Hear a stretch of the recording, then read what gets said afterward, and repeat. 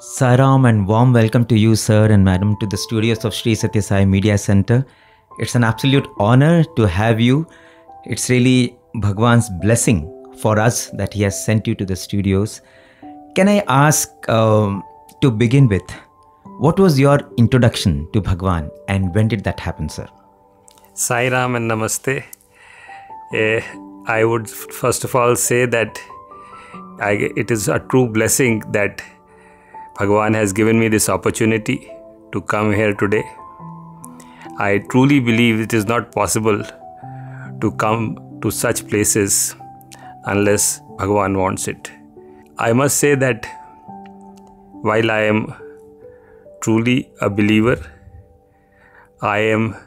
had the first introduction which I had to Sai was much later in life, and was introduced to Sai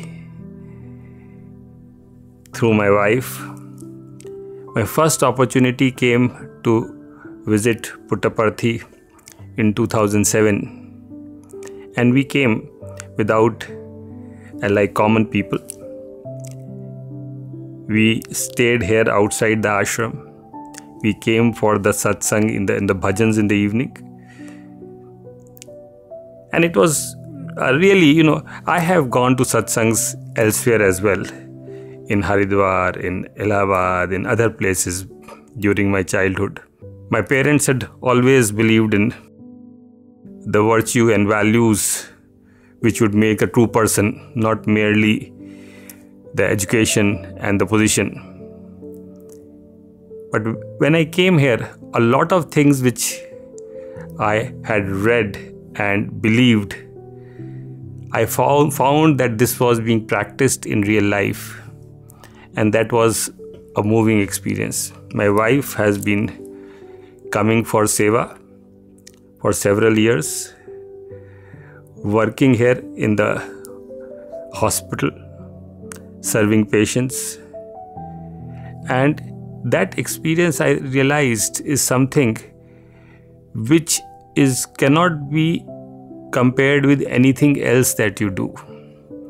Those 10-15 days of selfless seva, where you actually forget the aham, the ego which you have, and you are only doing something out of pure love for other person whom you don't know, is something I think which truly brings out the human aspect of your being, and I think that is the biggest achievement which a person can hope to achieve. So I have always believed. I have intermittently, a couple of times later on, I had occasion to visit Baba's ashram here in Puttaparthi and in Whitefield, and every time I have had this fortune, it's been a moving experience.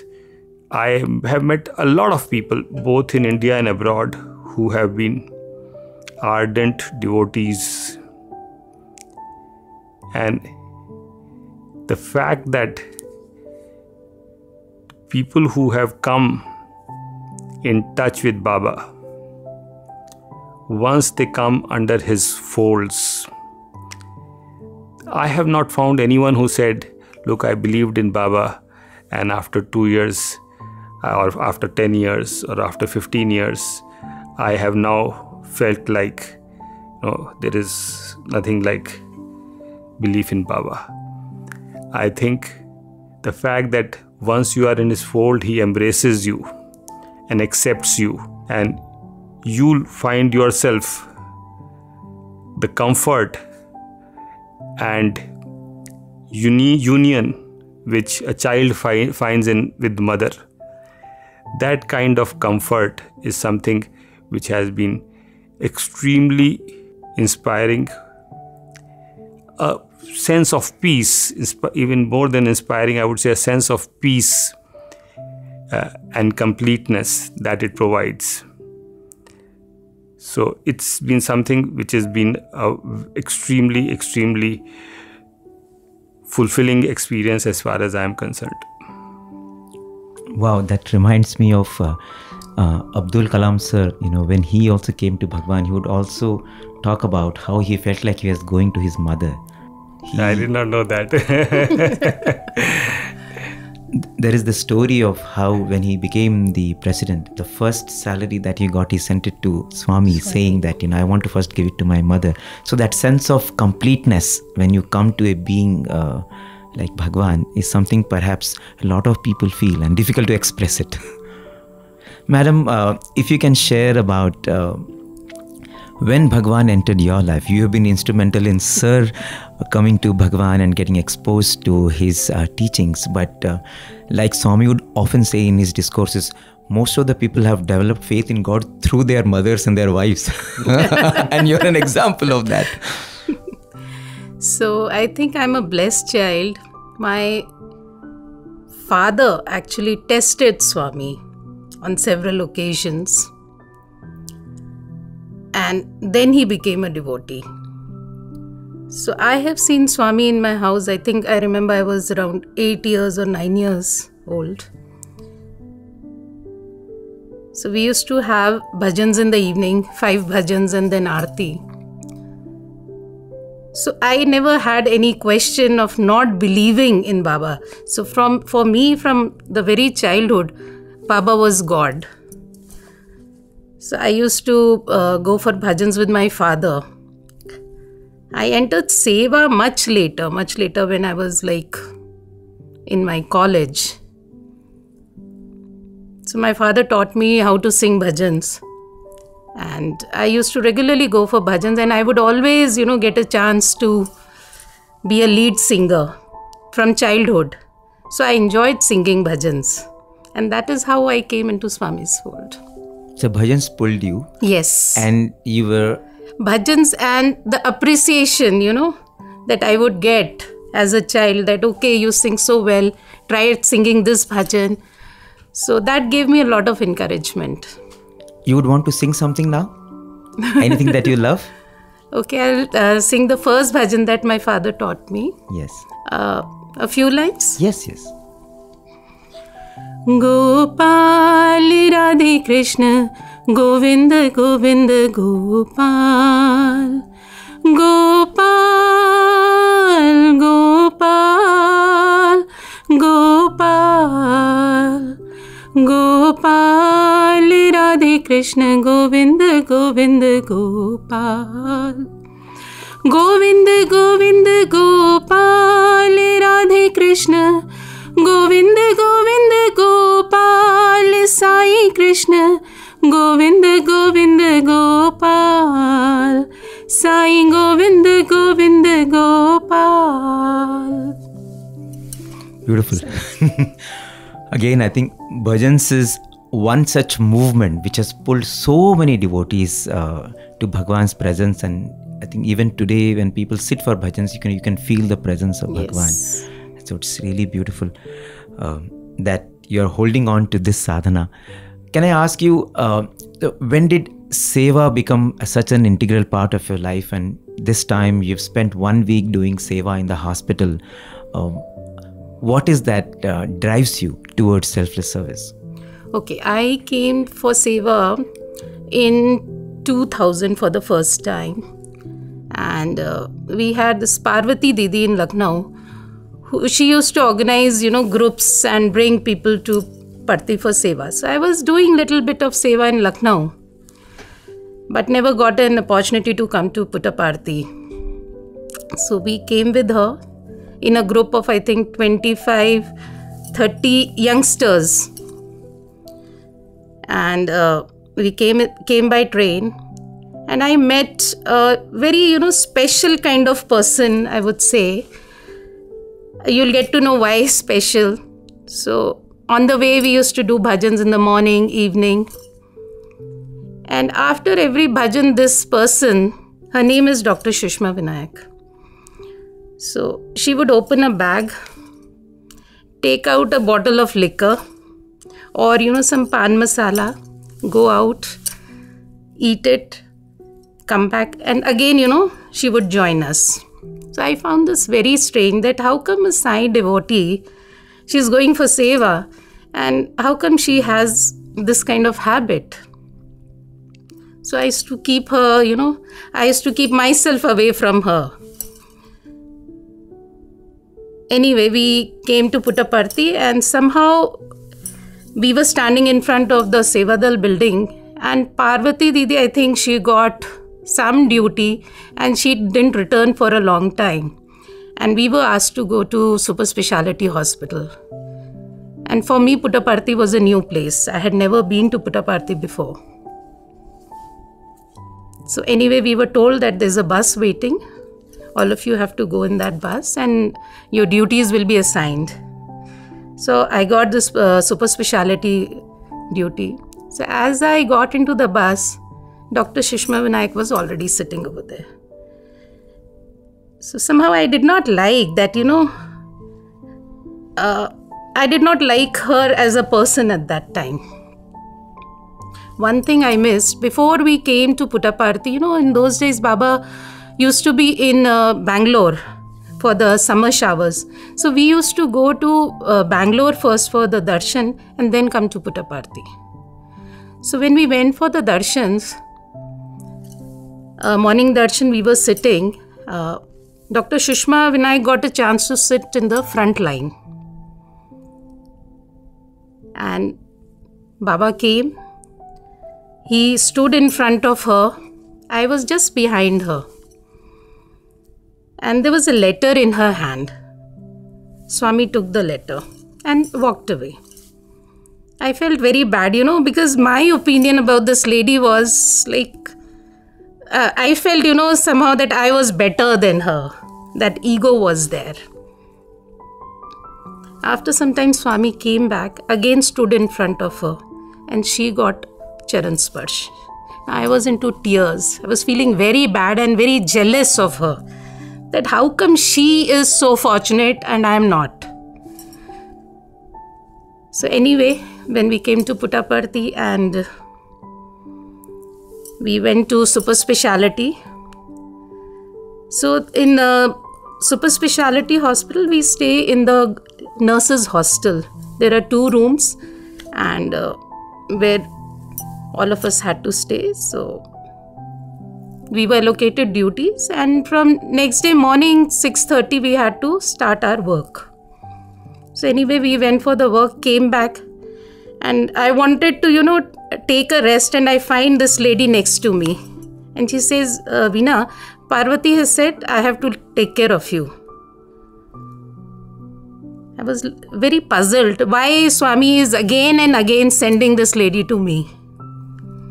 Anyway, super speciality is like 10-11 hours of work. I was not used to it. And I think others were also not. So I had a lot of pain in my leg. So after I came back in the evening and I said, see, I'm having a lot of pain.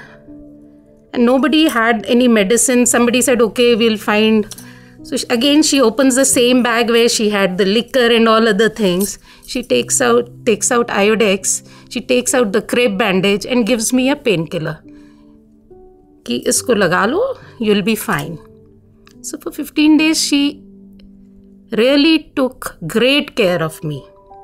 And slowly, my thinking about her changed. So one fine day, I asked her. I said, why is it that, you have all kind of bad habits and Swami gave you a Charan Sparsh? So she says, Veena, I lost my mother recently. So I wanted Swami to, bless me. I needed his blessings desperately. So in the letter, I had written that. So I gave him the letter.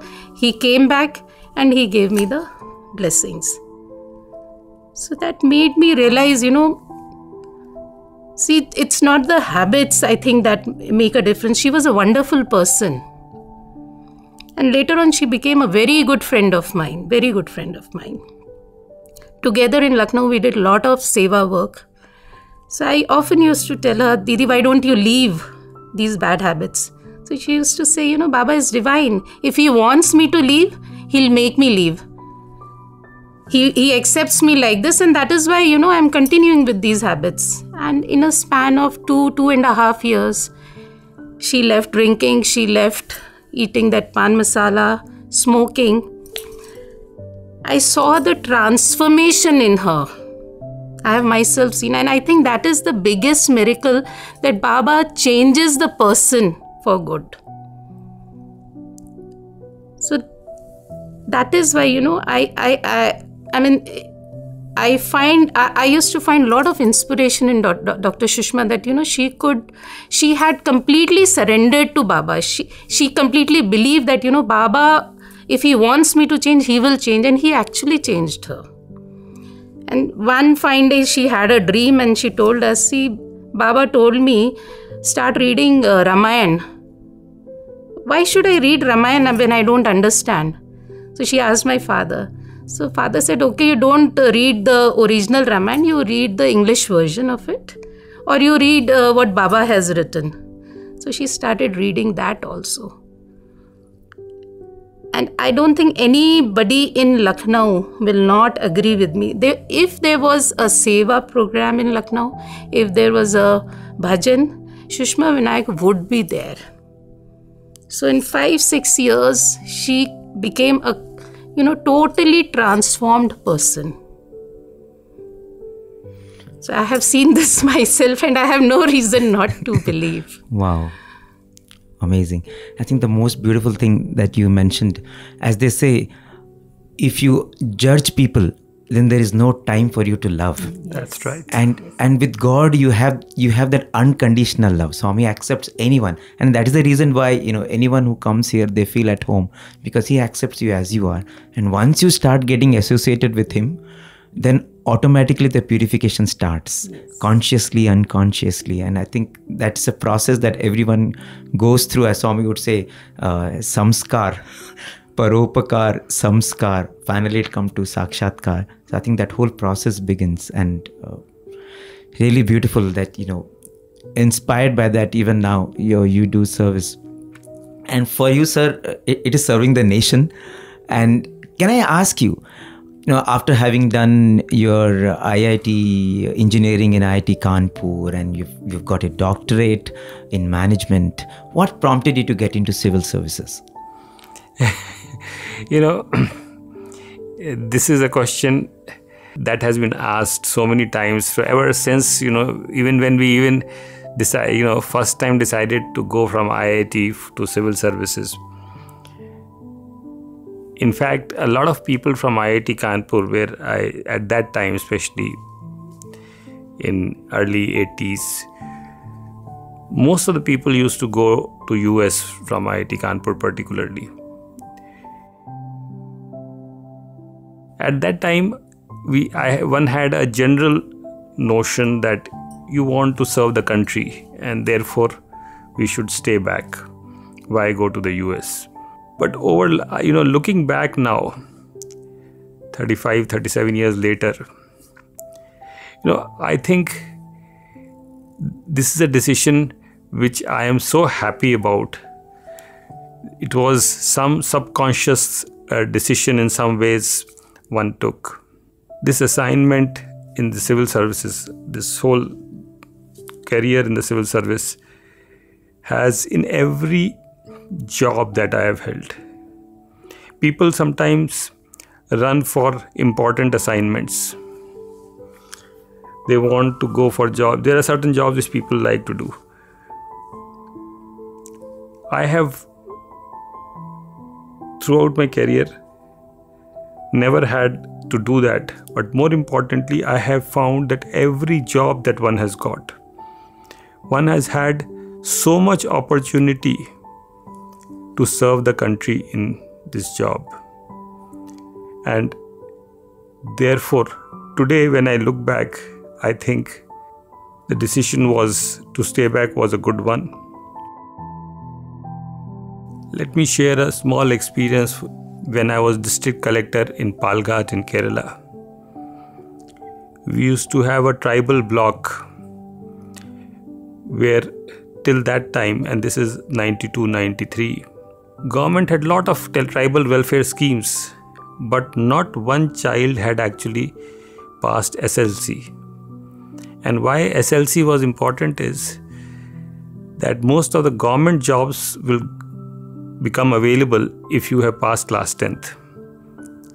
And there are plenty, the reservations made sure there are plenty of vacancies in the government for any 10th class person. But from that whole block, not a single person till date had ever passed SLC, despite having several schools and various welfare schemes by the government, educational grants, scholarships, clothing. And, we thought, and I got hold of a group of young Nehru Yuva Kendra volunteers in the district. And we said, why can't we start a Gurukul kind of a system, informal Gurukul kind of system? And I remember we formulated a small scheme for about 1.5 lakh rupees for a whole year. We selected 30 boys who had not done SLC and brought them to this small place which we hired and called Gurukul. And these Nehru Yuva Kendra youngsters became their teachers for maths, science, Hindi, English, whatever, Malayalam. When these students came, they could not even write, although they were several of them were SLC failed, they could not even write their name. And we put them through normal, training, mentoring, hand-holding. I was so attached to the scheme, I used to go and visit these children every day. And so much so that the newspapers started calling them Collector de Kuttigal, which means collector's children. Oh, wow. But the scheme, we called it Giri Vikas.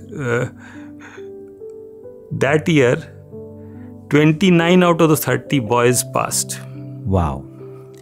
Next year, we started girls. Girls were even far more, inferior than the boys.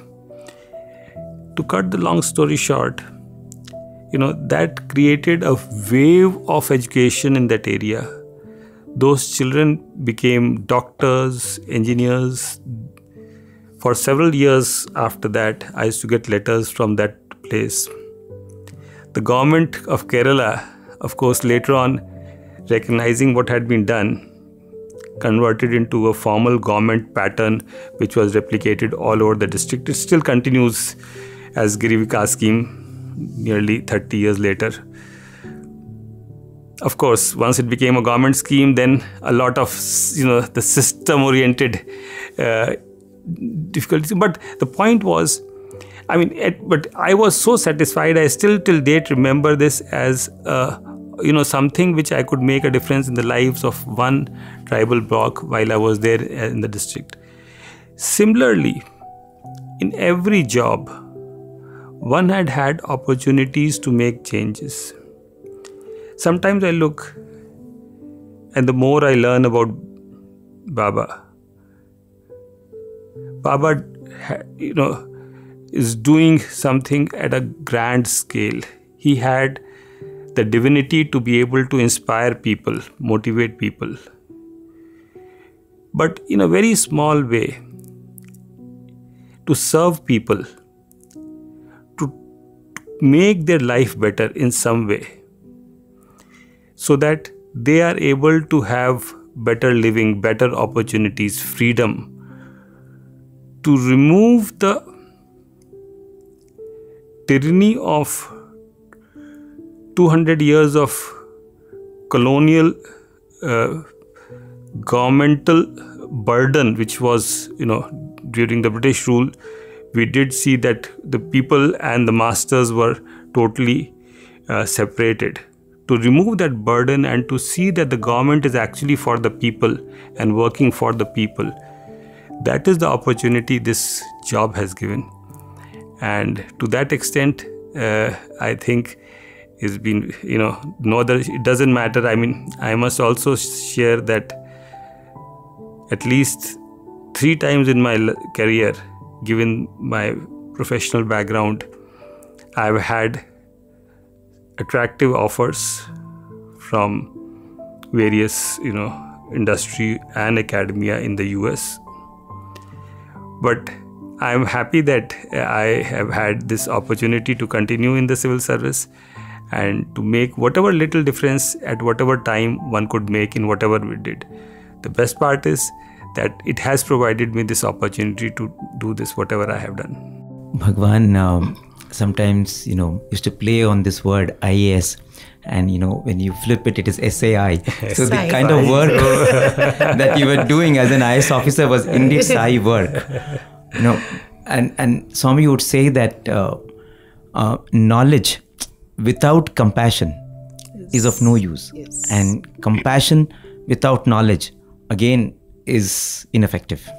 And I think when you bring in compassion and knowledge, then the transformation that you can bring about is so beautiful. And I think in the position that you are, you have that opportunity, and definitely destiny is guiding you.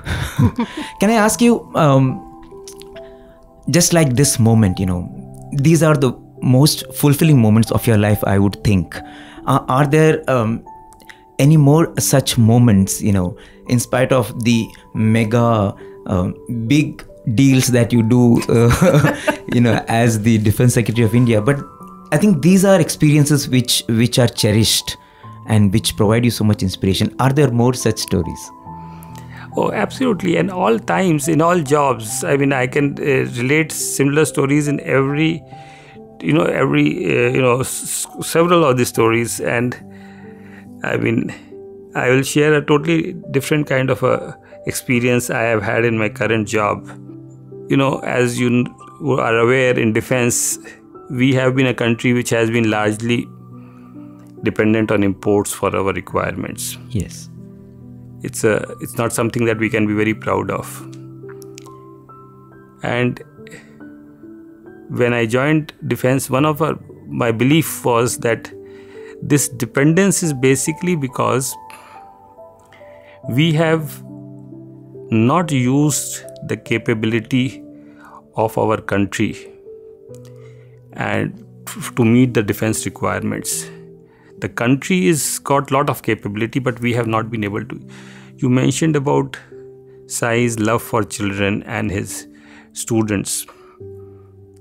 I think the youth of this country are, and I say this with full conviction, that they are better than anywhere in the world, if not,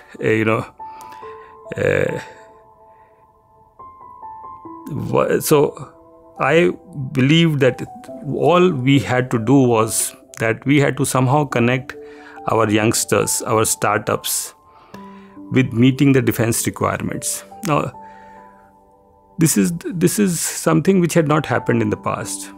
And one day, I'll just give you a story of one youngster who came in and he said, "Sir, I have returned from MIT and I want to make drones in India." This is in 2018. And I said, "Okay, but do you have a company?" He said, "No, I've just returned and I want to set up a company, but I worked in drone area in US, and as part of my academics, I think I can make a drone." So we said, "All right, please go ahead." We encouraged him. In a country where we had no prior drone capability, he started making his drones. From scratch, he used to make every part of the drone in India, including motors, materials, everything. And in about a year's time, he said, "Sir, I have been able to sell my drones to Northern Command." Now, in defense, a typical development project takes about 10 to 12 years. It takes hundreds and sometimes thousands of crores of rupees. This person has not taken any money from any government. He has developed the drone and he has even been able to sell the drone. But his story encouraged us to lead us to say that we will formally create a mechanism where our youngsters or startups can start meeting defense requirements. And we created a program which was inaugurated by our Prime Minister in 2018. In 3 years, we have had startups. Over 50 different technologies have been produced. we have paid a paltry sum of 1.5 crore rupees. What used to take 100 crore rupees is being done in a fraction, 1/10 of that cost. What used to take tens of years is today being done in 1-2 years. And something which has never happened is that today we have countries like US and UK coming and they have come and sought technology from us for the kind of work that they are doing. And we are today able to provide technologies to the country. There is an ecosystem of about 1,000 startups in different areas. I just mentioned about one startup drone in different technology areas. And these people are creating the latest technology.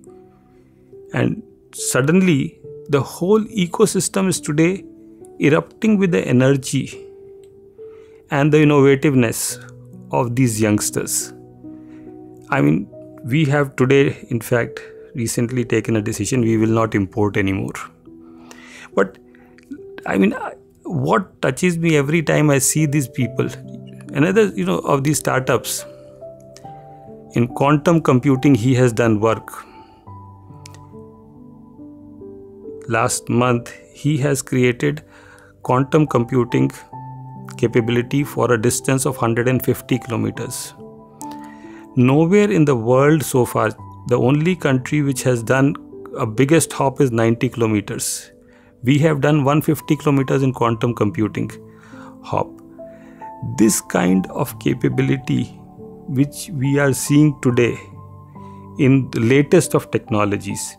And why I talk of latest of technologies in defense, it is about the latest technology, because you have to be one better than the enemy. Otherwise, whatever you have is not good enough. The kind of transformations our youngsters have created is something which I think is fulfilling the belief and what Baba already knew. He always knew this. So, government possibly realized it late, but once that energy you can see it realize, it is a game-changing experience. And I can again tell you several other stories and of these, the kind of, in 3.5 years, the kind of change that this has been able to bring is quite, quite a game changer. Absolutely. I mean,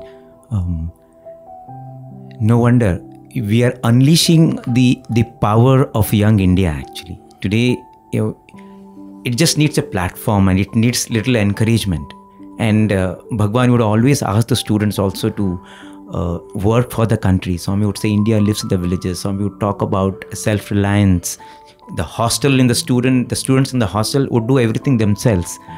Be it, your washing your clothes, to doing the carpentry in the hostel, to dietary dispensary, everything is managed in the hostel by the students.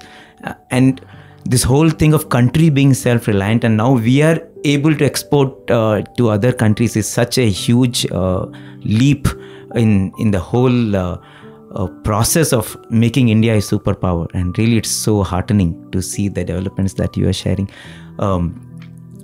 At the same time, I also feel that when we do certain things, there are sometimes you just take a leap of faith, isn't it? You don't know how it is going to happen. As you were saying earlier,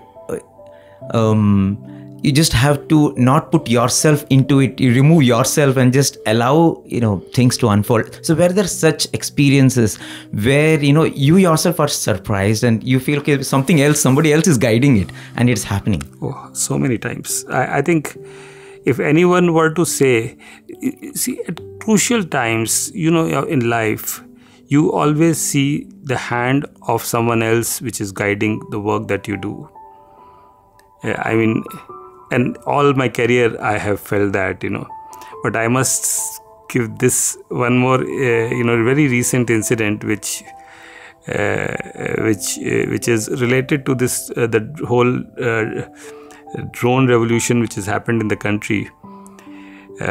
This time, I don't know if you they had noticed during the 26th January celebration, on the beating retreat day, we had a 1,000 drone swarm show. Yes. India has become the 4th country in the world to be able to create a 1,000 swarm show. Russia, US and China are the other ones. And initially when we thought of doing the drone show, the idea was to do it with the Russian company. Thereafter, it was decided that we will do it. There was a startup at IIT Delhi by the name Bot Lab. They came up and said, sir, we are also having swarms, that is multiple drones. So I asked them, how many drones do you swarm of how many drones do you are able to manage?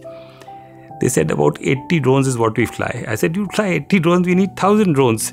And in technology, I must also mention this, the complexity of the problem increases exponentially, not linearly.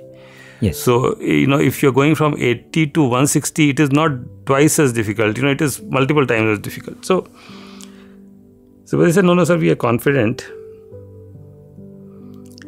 So I said, all right, let's give them a chance. And like I said, I had fair amount of belief in the startups and the youngsters of our country. But they said, so we don't have money to actually, so they make their own drones, but they need to buy chips and other components to make the drones. They don't have money to make those drones. So how much money do you need? So they said, we need 2 crores. So I spoke to my colleague in the Science and Technology Ministry, Secretary Professor Sharma, and he promised that he will give the money. But unfortunately, the money did not come. It took some time before, in government very often it takes time for things to happen. And this is all happening in August, September and January we have to do the show. Time was crucial for us. Anyway, since money was not coming, these people decided to pool their own resources, 4 or 5 of them. But they could only mobilize a few lakhs. And to buy the hardware, as with some coincidentally, one of them had a bereavement in the family and he inherited about 40 lakhs. Oh. All put, they could mobilize about 60 lakhs. And 60 lakhs, they said, they decided to put their full 60 lakhs to buy the hardware because government money was not coming. When they went to buy, they found that, and last year, in fact, even now, there is a global shortage of electronic chips and components because of various reasons. There were no suppliers. So they kept on scouting, and after fairly deep effort, they found one small company in Taiwan who said, we will supply. They had never done business with that company before. But since they had no choice, they decided to put the faith in God and give that money to that company. And after that, the chips did not come. Time kept on going. Oh my God. November happened. Until that time, those chips were not coming. Around November end, the chips started coming. This is a project on which we had so much shortage of time, even to the very beginning. Nowhere in the world, mind you, people have been able to do, even today, 1,000 drones. Here we are end of November, we're still at 80 drones. And then fortunately, this company started supplying chips. From there on, these people, I had initially told them that, look, 31st December is the last date on which I have to take a call, whether I can do it with you or not, because this is a big event. The highest leadership of the country is there, president, prime minister, everyone else. We can't afford to, it's like, national, international event. We can't afford to go wrong. So these people would make drones in the night, test them in the night, make them in the day, test them in the night. And like that, they were making drones parallelly and every day. By 31st December or so, they were able to make 500 drones and show that 500 drones. But to get the shapes and all, we really wanted the 1,000 drone because that is a kind of a landmark. And then we had to take a call, because at that time, in fact, around 5th of January, when I had a review meeting, I found that they had about 500 drones. And they promised, sir, we will do 1,000 drones. And like you said, that's the time you have to take a leap of faith. You have, things are outside your control, And I said, look, these are people who are showing this confidence. They have done so much of their own. Look at their own effort. So I just, took the name of God and said, "Theek hai, we will go with you." And as like they say, rest is history. They did the 1,000 drone show. The world stood up and took note. Today I got a message from them. They have received requests from another country to do the drone show for their Independence Day. Wow. So, it was, I remember 5th January, it was a day of where you had to take a call whether to go with them or not to go with them. And, I think some divine intervention and belief led me to say, and I used to tell her, I say, I'm keeping my fingers crossed. I don't know what will happen but again, both the points, you believe in your youth and you believe in God, and I think things will happen. Wow, I know you have any number of such stories, because when you are in positions the kind you are in, there are times when you have to take such decisions which have large implications, and you probably sometimes don't have enough data or enough time or enough resource. Absolutely. You're absolutely right. And that is why you're absolutely right. Decision making in an environment which is highly complex and full of uncertainty. So therefore, so many times you see the divine hand behind you, because, you can only do what, and if as Sai says, if your intention is good, if you are wanting to do it for the, service of others, for the good of the country. You see, when you do good of country, maybe you don't see the face of who's benefiting, but someone somewhere will benefit if the country is progressing. Then I think there is God's blessing which helps you. So true. Bhagawan would always say that if the intent is pure, then you would always see God's signature there. And I think that is something perhaps you have experienced any number of times. And when you inspire youngsters to grow, actually it's so beneficial for us, because the technology is with us and we are always one up than the other country or the other nation which has the technology. We are exporting now, and I think we are in a position where India is taking that stage of leading the world instead of following the world. And I remember Swami would always talk about India becoming a superpower. He would always talk about that. In fact, today it feels like that we are moving in that direction. Yeah. Can I also ask you, as you said, there are times when there are very difficult challenges and moments where you just have to take decisions, go by your inner core strength and belief. But when you really are in tight situations, what is it that has helped you to remain steady? I think, these are moments when you look up to God in whatever form, whatever name, and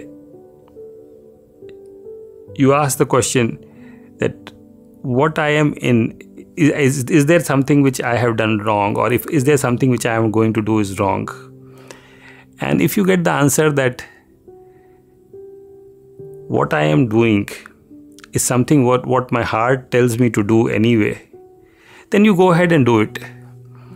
As long as you find this harmony in your thought, your action and your belief, I think that propels you to go ahead, Wow. Swami would always say that the harmony of thought, word and deed is what makes one a Mahatma.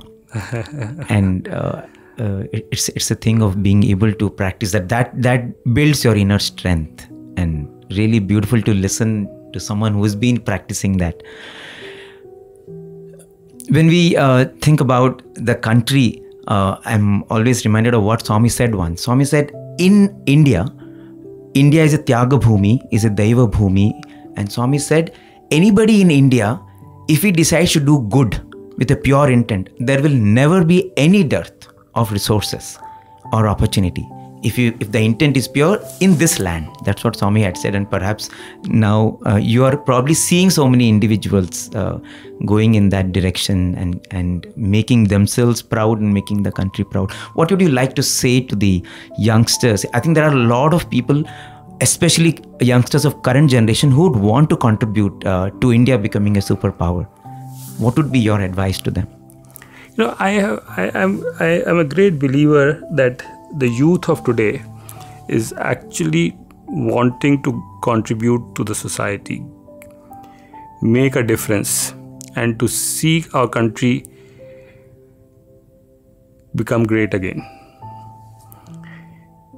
And I think today, like never before, we have the youth of today has an opportunity. I say this for two reasons. One is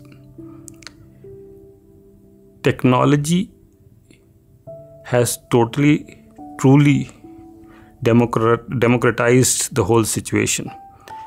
Every person has an opportunity to influence large number of people, which was not so easy in the years in the past. I mean, divine people like, Sai would be able to attract, but they were divine. But today, every individual who has a desire to do and make a difference has ability to influence. Technology has made the difference. The second thing is, the world is changing. The world is changing, and we are not in the same world which we were 5 years back, where there were established world powers. Today there is challenge to established world powers also. There is flux in the world. And in this world today, India is seen with a new sense of respect. And in some cases, even with awe. Our youth, I have given you some examples which I am being directly associated with. But in several aspects, we will see that, look at the way how digital transformation has happened, which is absolutely unthinkable for a developing country anywhere in the world, let alone of the size of India. Look at the way we have been able to manage our COVID, which countries with so much more infrastructure. Today, we produced not only anything required to fight with COVID, PPE kits, ventilators, testing kits, vaccines, more than any other country in the world. We administered it. There is a certain respect for India, and it is therefore, I think, there is a huge opportunity for our youngsters today to see in their lifetime India achieve greatness, and it is going to happen because the values and the sanskars that have been inscribed in our culture, which our youngsters have imbibed through their own generations, will enable them to do this. Of course, equally important is hard work, sincerity, believe that they have to serve the country, give back to the country, while looking for their own, growth and development.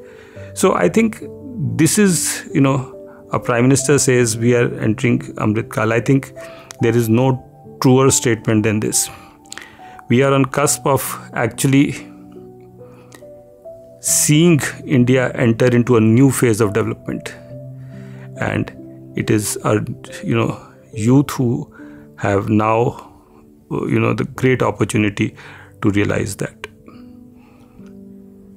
The one word that comes to me as you mentioned about India's rising status is how Bhagawan would talk about India as being the Vishwa Guru.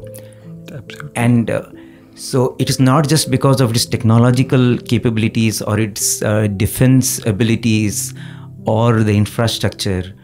It is all of this, but led by the values, as you said. Swami would give the example of Mahabharata and say, even an Arjuna and a Bhima would listen to Yudhishthira, because Yudhishthira was always walked on the path of dharma.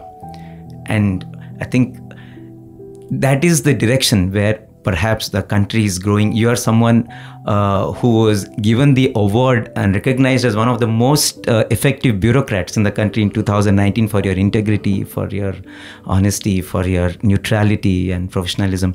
Really heartening to see the country being led by people of your stature. And what are your thoughts on, you just talked about the power of Indian culture and Indian sanskar. Would you like to say something about it to the younger generation? Indian culture, one of the greatest things is believes in paropkar, the world good, the good of the world, the good of everyone. We have seen, when there is something which happens in, some tragedy happens, people who are otherwise maybe having some differences also, they also congregate and come together to mitigate that tragedy or difficulty for that. This sense of paropkar we learn from our family itself. We learn, the father or mother would sacrifice their own requirement to make sure that the children grow up. I can say that my father gave up his opportunity for foreign posting so that his children would be able to continue their education here and make, otherwise, a foreign posting would mean some additional money, etc., which comes with such foreign posting. But he gave it up because he said, my children should, if we go away, then children at a growing stage will be. So this kind of feeling of, which you learn as part of your growing up process this is part of our culture, where, you learn sacrifice, you learn love, you learn affection. The second very important part which we see is we are not people, and that is ingrained even in our national thought process. We don't believe in hurting others. We are not a country who can easily go and attack someone and, for some material gain. Even if we have something which we rightly think is ours, we would find it very difficult to go and, kill someone and take it, even if it is rightful. We do not believe in hurting others. In fact, if you look at our history, we have never gone and attacked another country. In 10,000 years. In 10,000 years. This is in part of our culture. We don't do this. We are willing to take, accept, and sacrifice our own right so that we do not have to unnecessarily fight with others.